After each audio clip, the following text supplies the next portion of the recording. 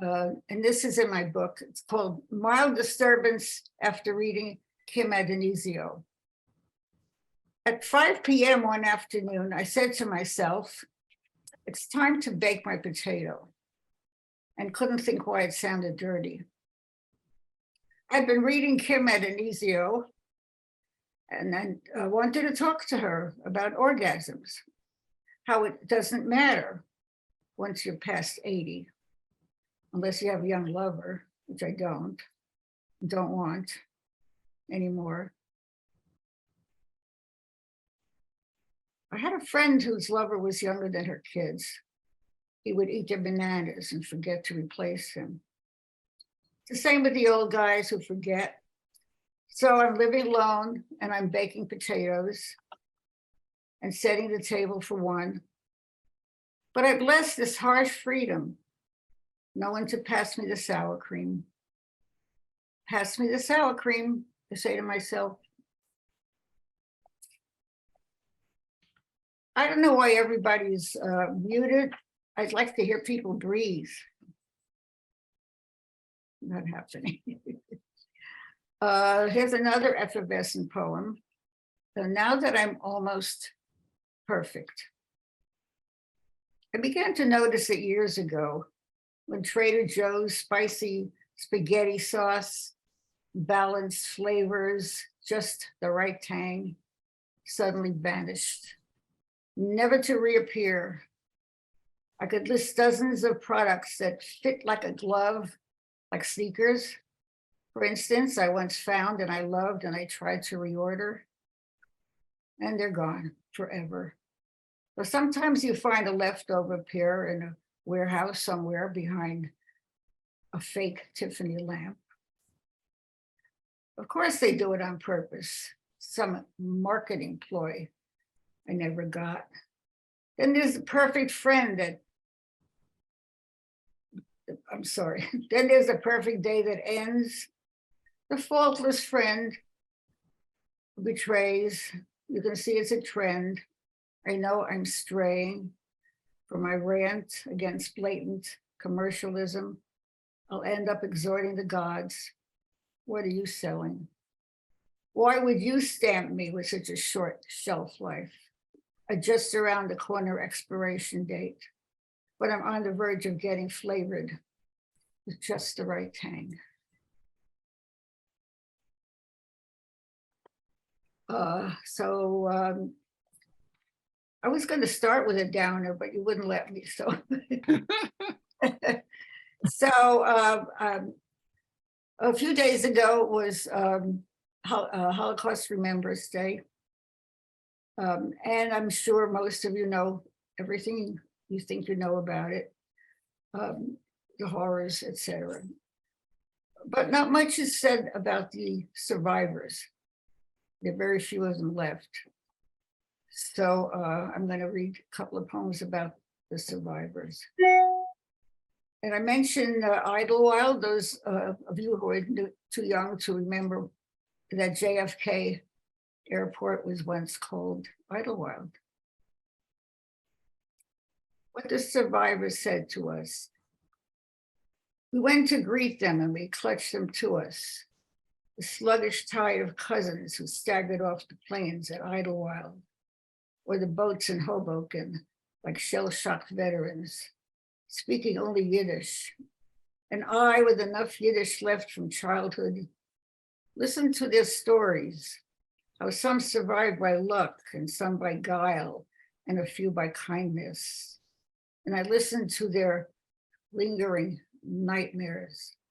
After a while, when they no longer needed to relive them, when they could ease their thoughts into their newly learned language, they told me what they had heard, the American dream. This one is called American Buffalo.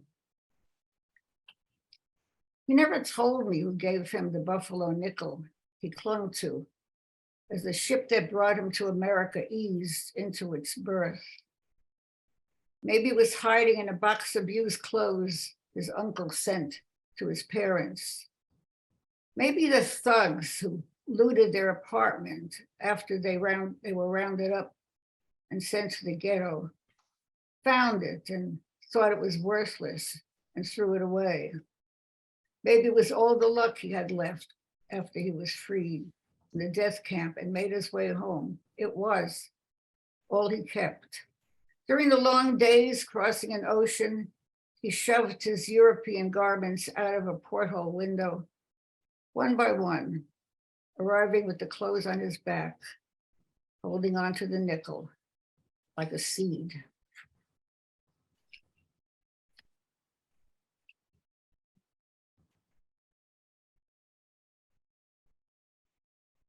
This one is a little bit effervescent, a little bit crazy. My very own opera. Like a bird of prey, I graze the crowded air, its cacophony, its absent-mindedness.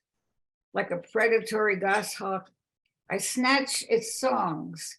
Every note I ever heard becomes the beat I walk to, stalking hymns, trumpet riffs, a Tennyson poem I memorized in 4th grade.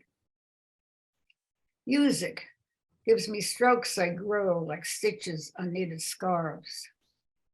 I need texture, I need gauge, I need the timeless measures that live under my breath. A cantor's wail becomes a lullaby my father sang, which kicks off Queen's Bohemian Rhapsody, which triggers La Boheme, shaky bridges over troubled waters. It's all in the shuffle. Librettos flicker through memory like Hollywood soundtracks. Some die on my tongue. Some pop like a late autumn crocus. A dance I sat out while the thin girls tangoed. The silly school anthem I sang with tears in my eyes. These haunt the present. A fierce hallelujah, a graveside lament. A phrase fell out of an open window. Gregorian chanting in a church in Jerusalem made me mute. My feet tapped them out, each composed of something so ravishing, so out of reach. The sound I'm making is akin to grieving. Anyone passing by could hardly know which song he sang to me on our wedding day.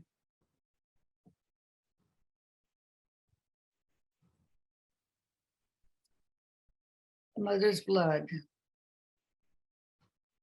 My mother's myths are real and drenched with blood.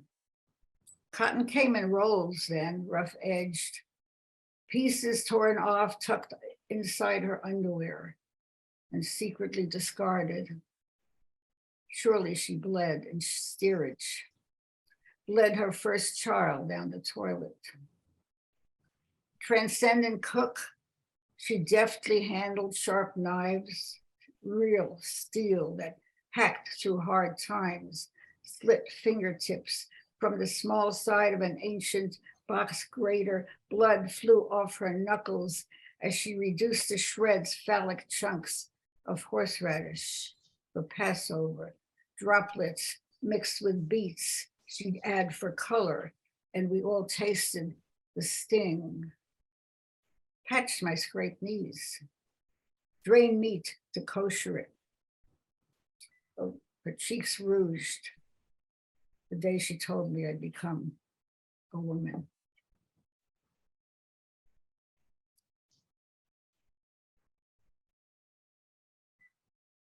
If it's only breath,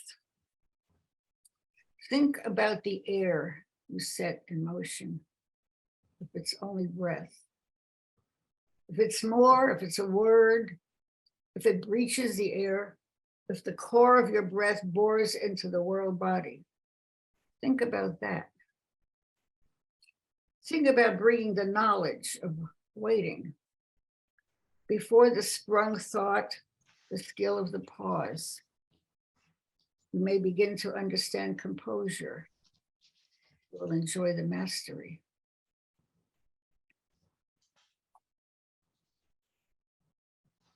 So quiet. I really want to hear you. Maybe this is about smoke. Maybe it's about a pipe I once bought you, a briar encased in silver filigree, handmade, an individual. Vacation photographs, pipes in your right hand, an elbow on a knee, the dark cocoa smell of a special blend of tobacco. Saturday afternoon, going out to buy tobacco from pushy Melinda, who also sells chocolates and gives you free samples. Maybe it's about young waitresses and sales girls, small noses twitching around you. Maybe it's about your hands, filling the pipe, dipping it into a leather pouch, tamping, lighting, drawing smoke, flavor, the jolt, the fire, my mother breathing through a respirator, the doctor asking whether she ever smoked, my father's emphysema, my inability to tolerate smoke, my anger, your accommodation, smoking after hours in the chilly garage before coming to bed. Maybe it's about polarity. Maybe it's about our relationship, how it clouds over, how it becomes impacted, turns to ashes, reignites. Maybe it's about friction and residue and mastery, what we breathe in each other's presence, what dissolves, what stays on the tongue, on the teeth. Maybe it's about my fear of losing you. I think my time is getting very short. Okay, this is the last poem then. This poem, the first version of this poem started when I was in high school, a long time ago. And it made its way to the high school newspaper, which I put it there because I was the editor. So they didn't, anyway. And you talked about names, Jerry, Elizabeth, nameless flowers, Elizabeth trees. I'm going to name the trees. Nameless flowers, anonymous trees. When I moved here, I saw the tarnished silvers, greens torn down to brown by wind and wear, but I couldn't name them until I had peered into the faces of my neighbors. And then mystery broke into agapanthus, impatience, manzanita, invasive yellow mustard and sage and chaparral, and yellow golden yarrow. In the gullies. In the gullies, pale, wistful clusters of narrow-leaved milkweed, food and harbor for the monarch butterfly. Its fuzzy foliage, nature's whisperer, which at the height of their bliss tells them it's time to mount the wind and move on.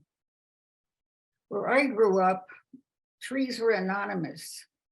They seemed accidental. A random seed, a crack in the sidewalk, rain. But we kids knew Wedgwood blue lilacs outside the flower shops, fragrant intoxicant on Mother's Day. My fourth grade teacher favored ferns cascading over the windowsills like chips of clay glazed with celadon. One early spring morning, right outside my classroom window, an unnamed tree flaunted a liquid green, so thin, the sun piercing an infant leaf, passed right through it, landing on my right hand. I sat there until it told me it's time to go. Thank you. And I thank my co-readers because I've admired them both. And I'm just so happy to be reading with you. Sometimes people ask where the idea of a poem comes from. It's often asked by people. And it can come from so many different places, at least for me, and I think for others. This one was a no-brainer. I read in the newspaper the following by Asmel Sosa, who is the longtime head of Miss Venezuela's pageant. And he says, this is a quote, and this was, when was this? 1913, or no, 1113. No, it was 1113, yeah. He says, I say inner beauty does not exist. That's something that unpretty women invented to justify themselves. How about that? There you go. So this is the poem, which is, and I have to thank John Ashbery's self-portrait in a convex mirror, which certainly hit me at the same time. Portrait as a complex object. She has excised what some call excess, an ever so slight fat flap at the waist, a prominent nose, her pointed chin, pain plus time, her currency, her only leverage.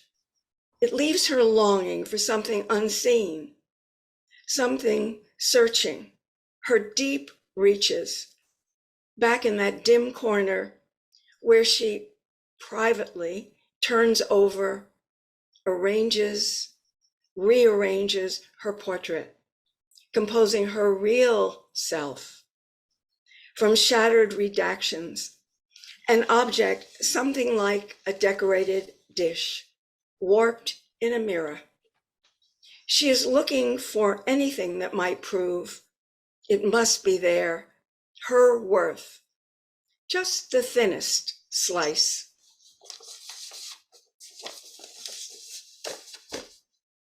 All right, change of whatever.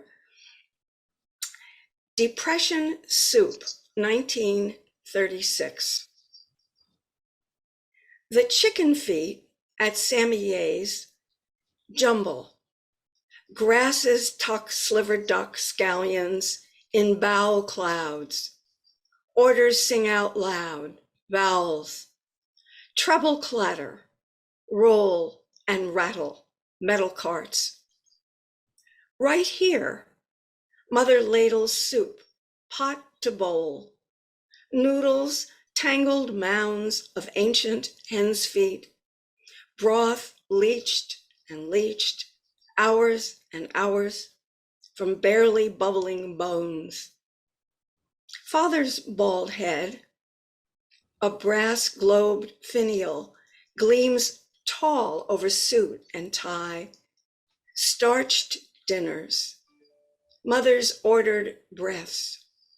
Her table set for dining, with me, an animal whose procreant urges, primal, ravenous, suck jellied bits off Mount of Moon, Mount of Venus, my hands, their feet. A little note in palmistry, which I know nothing really about. Mount of Moon is an area at the base of the palm, you look at your hand, opposite the thumb, said to be the source of creativity, moods, and creation. Mount of Venus, opposite the Mount of Moon, said to be the source of energy, love, affection, and sympathy. For those that didn't know, I was certainly one who didn't know. All right. So here's another poem. This one from, actually it's a fable on erasure, and I'm dedicating it to all those writers who have been silenced. And that includes Russian ones, Ukrainian ones, our ones, all Middle Eastern ones. And this is after Nazim Hikmet, who is a deceased, we know his work, very, very fine Turkish poet who was incarcerated for years, I think between sometime around 20 years off and on. His poem, which is called A Fable of Fables, is a very upbeat poem. And I have to be honest, this one is not. But I used his form because I thought it was really effective. Fable on Erasure. We stand at the source, this dirt path and me. Fog and rain disguise the walls, stones. Midday, but no light. Fog masks the dirt path for me. We stand at the source, the cold, the twisting dirt path and me. Fog and rain mask the dirt path, stones and me. Daylight turns silent as walls and stones. We stand at the source, this dirt, this dirt path, me and cold stones, daylight, fog, and rain hide me. The path, and stones, something stolen, light but no light to see. We stand at the source, path and voice, dirt and wall, fog's erased memory. My voice, his and hers, yours, stones and wall gone, no sun, voices not, no sound allowed.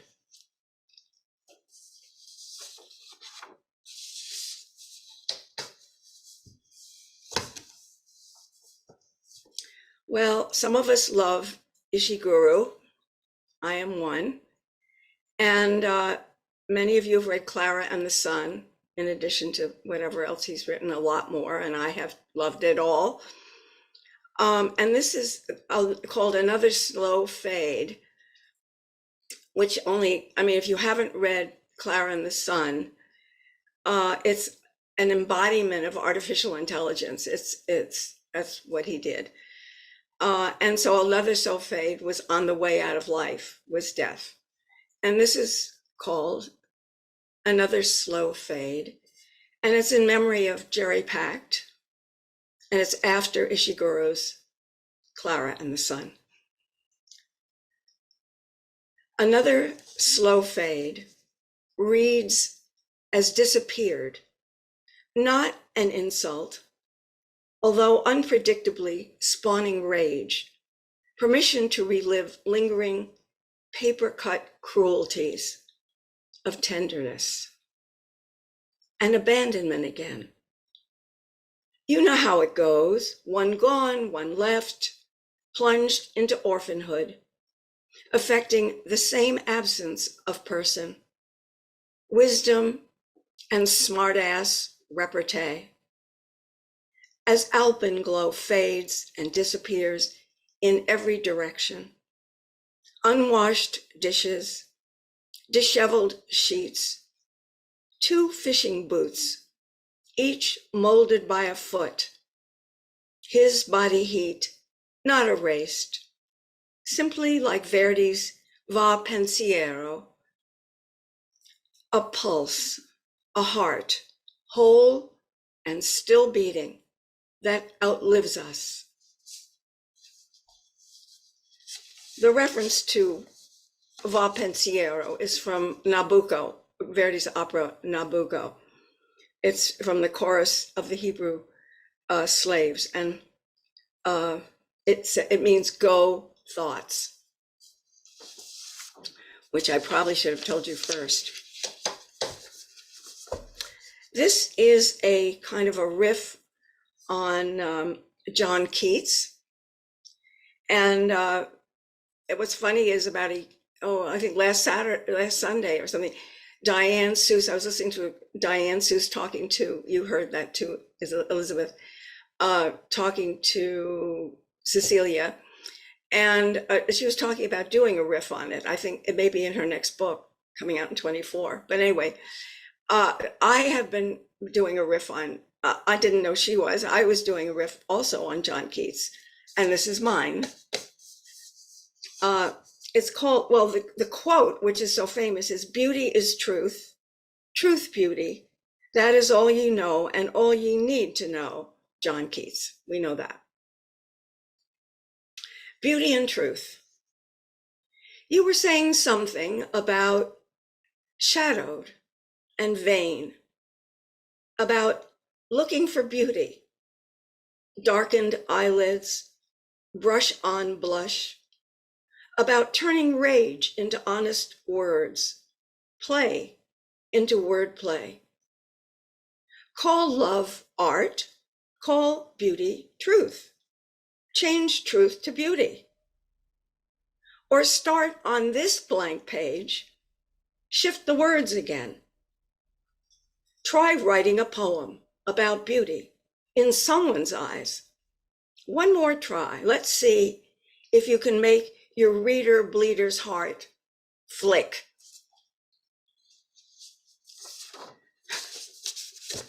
Thank you. Thank you, Bill, for clapping. I kind of enjoyed that one too. I like that one. Well, he's sacrosanct, but there you are.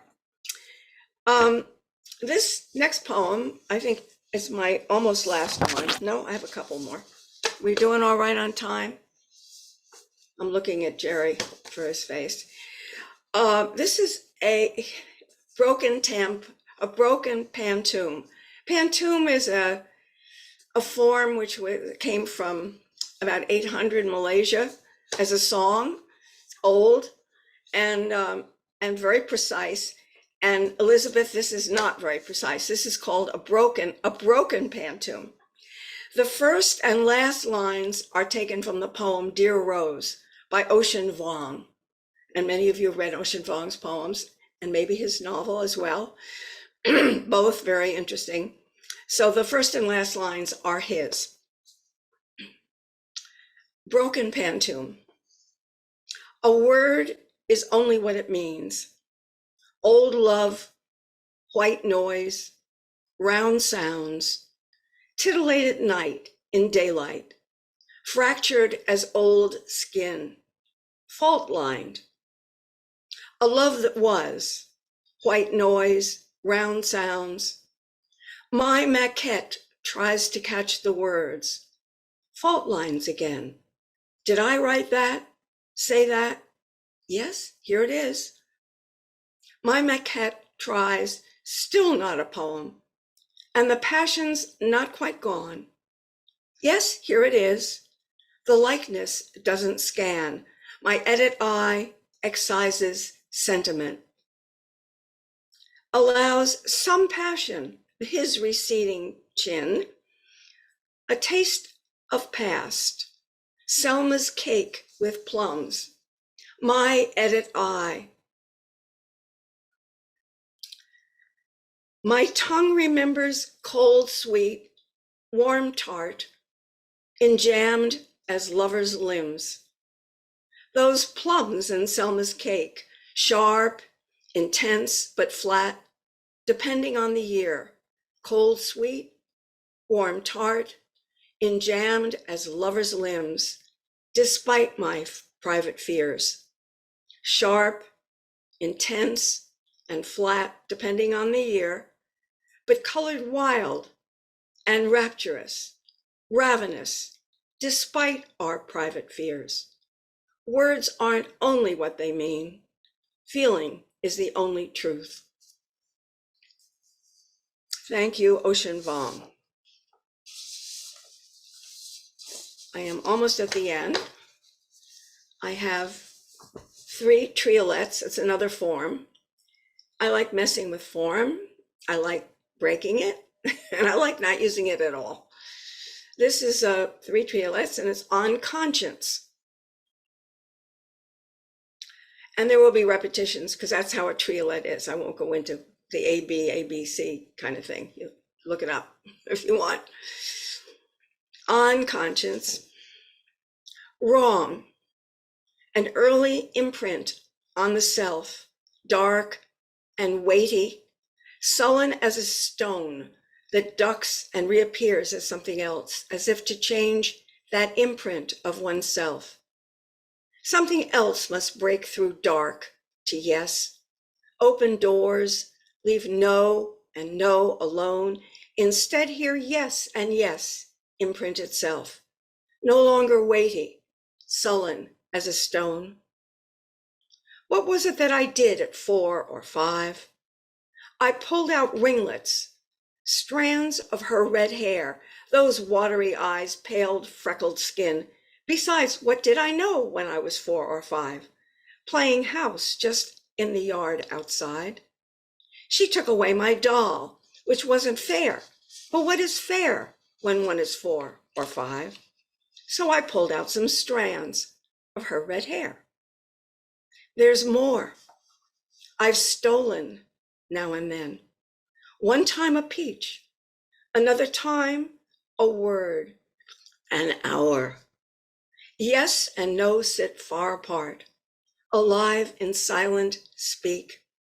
Still, thieving can be sweet. Think ripened peach, think open doors.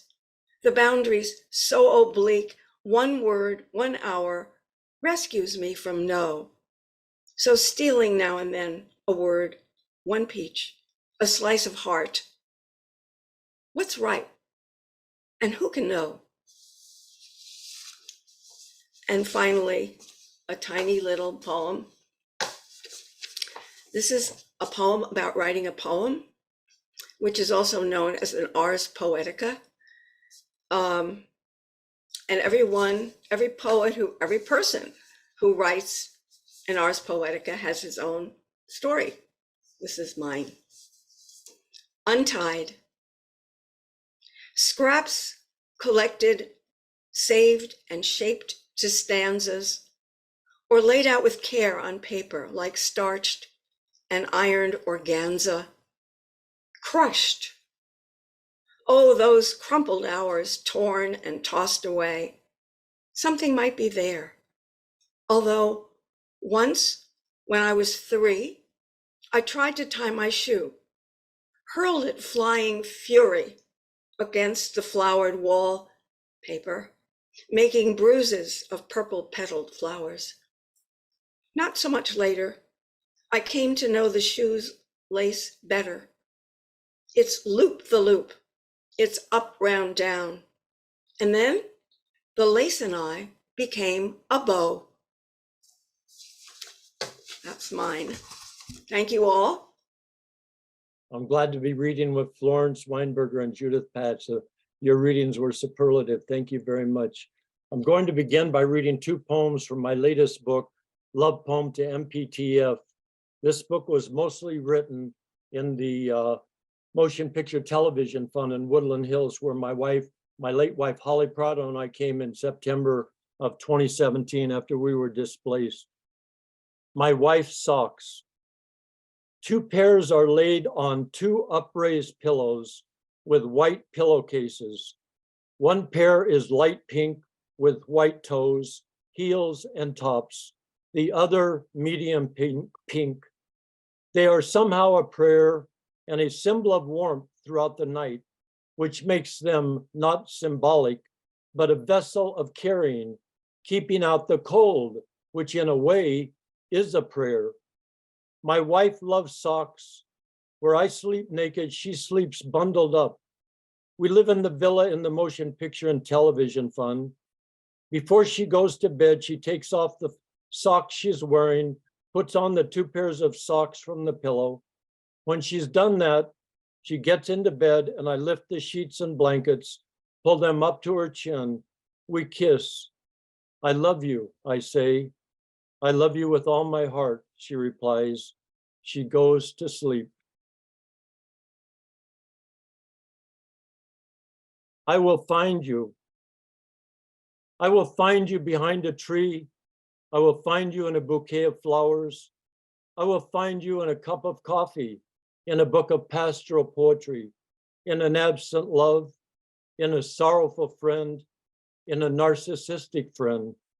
I will find you in an evening sunset, in a shady nook where I practice cornet, in a friend with a terminal illness, in a home without a wife, in a wife who's coming home. I will find you in a leafless sycamore, in a rabbit, squirrel, hawk, egret. I will find you in a journey home, in a friend's compassion, at a table with a poetry book. I will find you in a photo, an email reply, in a forgiving heart, in a gracious, generous act. I will find you within. These next few poems are written in 2020 to ask for love. The orange trees are 20 feet away. It's the last day of April. In 2 days, my wife would have been 82. It's been 10 months since she died. Her body was orange blossom scent, her poetry waterfall and baseball. Our mouths spoke bodies, violets and earrings, baths I helped her into, roses and chrysanthemums. In the night of darkness, she found me. Up the stairs to a large bathroom, a burgundy sofa, beads to the bedroom, our bodies naked in the afternoon. She brought slices of cheese, thick ones of bread, white wine, to lie naked in the breeze. Our bodies never ended meeting. We sang in a quiet home. No one touched our walls. 1 year ago tomorrow, 1 year ago tomorrow, I drove my wife Holly to ER, West Hills Hospital. She never returned home. I was with her day and night. She died 6 days later. Small green stems several inches high are growing around and below 13 orange trees in front of several full-bloomed jacarandas. Sometimes I say I can't go on without my wife. Shadows lengthen and birds fly. She saw me for who I was. My hands hold her naked hips.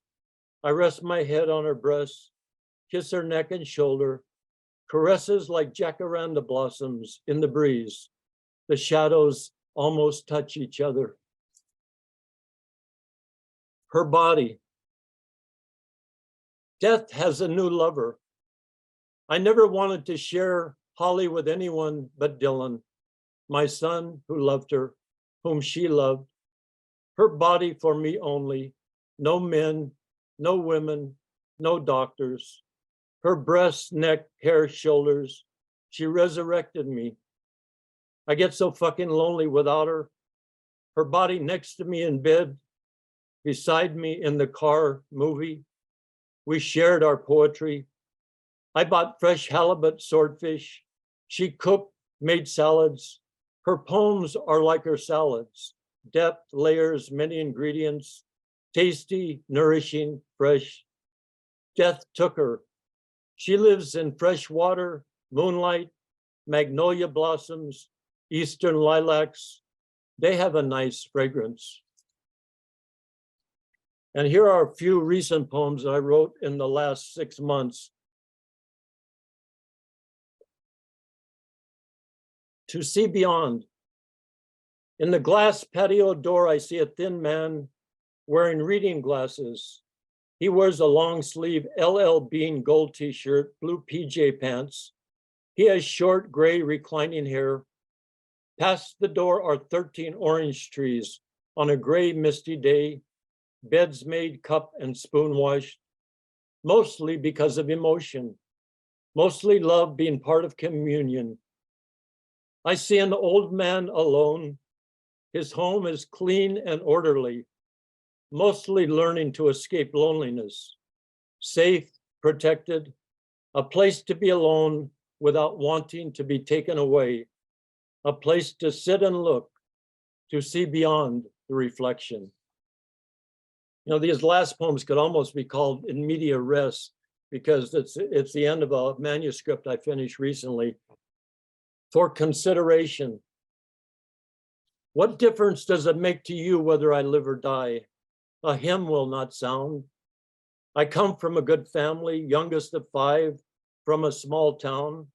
Navy, college, acting, study, movies, poetry, love, loss, love, death.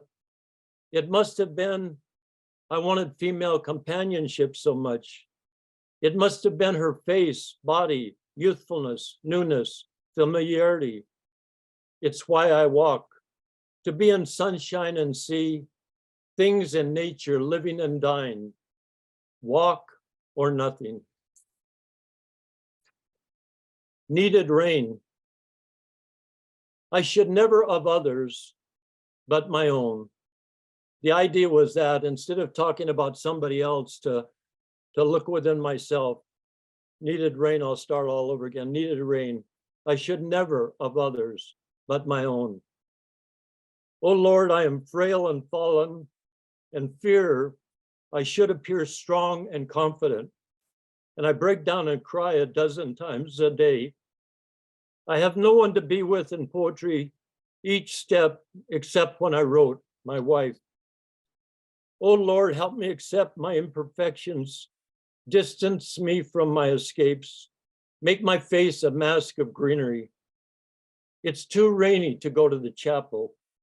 This song is my bewilderment. I deny what I love. Words lead me in waking. I am part of loss and love. Behind the magnolia tree by the chapel. Where do I go, O Lord? To stay warm and dry and hopeful, I pray. Love scolds me and never stops. Personism, the title of the next poem. Personism, as some of you may know, Frank O'Hara, it was his idea of poetics. If you want to call somebody, instead of calling them, take that same energy and turn it into a poem. Personism. It could be that I love you. What touches me deeply are the phone calls and what I carry within after. An inner connection, someone to talk to about fears, aloneness, an attempt to find a human connection. Your graciousness, empathy, it all could be as one. Well, friendship, well, aloneness, well, separateness, femininity, strength, care. Often I am permitted to see beyond the mirror. It could be that I never find you, but I do carry within what you have said to me. That gives me strength, and I know it is good to talk with you. From the daytime sky, may I be inhabited by grief. May grief wash my body inside and out and continue gloriously till the moon disappears from the daytime sky. It's time for sunlight to wash the ripe oranges, a fallen orange by each tree. A woman wearing a hooded parka walks her dog, a persistent vision of a woman seen through all figures. Is she drawing me on, or is she setting me up for rejection, resurrection, or more pain? I'm old and naive and cannot tell. May I accept grief, lost love, unrequited love, restraint, honor, love, and dignity as I grow old and rise to sunlight. And this is the last poem about mourning, M-O-R-N-I-N-G. About mourning, the death of ridicule, of turning away, of intimate closeness, of photographing a white rose with rain on it, the death of closing the door so no one hears it before it was light this morning, for no cause but to escape. A more coherent narrative would be stand clear and bow to the last stars in the morning sky. When my eyes couldn't focus last night, the task was set aside till morning. The deities of love and death are twins that deny obedience, and see how easy it is to turn away, to look into the hearing of noise, however careful, and continue until it's time to leave. Thank you.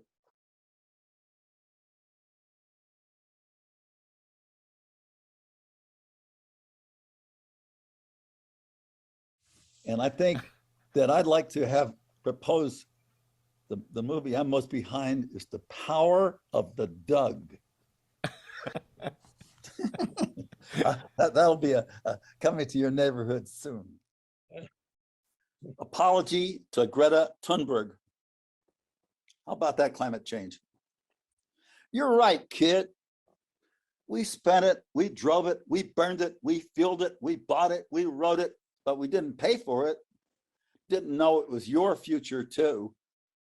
We are your distinguished elders and came of age just before the peak of the wave, and we've surfed it to the shore, rolling in like pearls.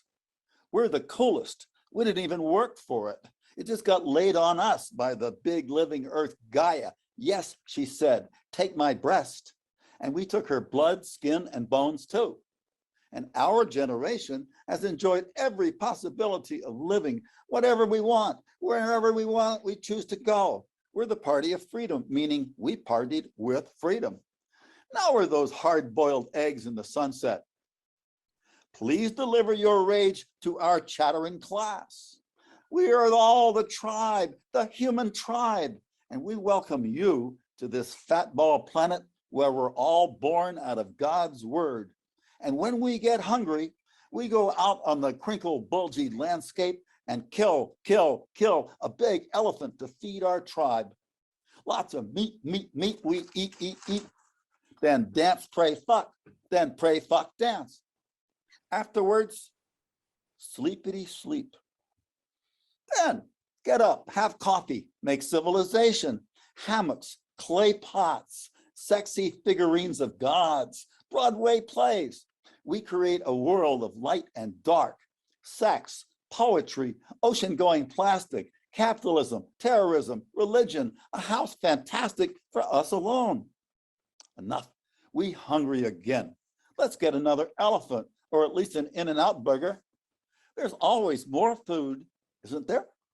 It'll all work out somehow. There will be a solution somehow, but somehow all that gets fuzzy when I try to think about it. I can't shoot that hoop of what to do. You say the only way is massive political action? No oil and don't eat nothing in plastic? Not a chance, even if everyone else does it. The earth is so stressed digesting us. Where can it shit except on you? So sorry, we knew but didn't know. And now you know, but what to do? Also, there is no individual guilt. We're all absolved and complicit. All I ever did was drive my car and turn on the house lights and some air con. Me, such a tiny, ordinary electrical consumer. In case the planet might shrug us off, you might consider the intrinsic death wish of the species. And all that plastic in the guts of whales, we share the gifts. Climate change is a spiritual vaccination for those of us on the edge of the afterlife. The seas will rise, the continents fall. I thought that I'd never live to see it happen, but I was wrong.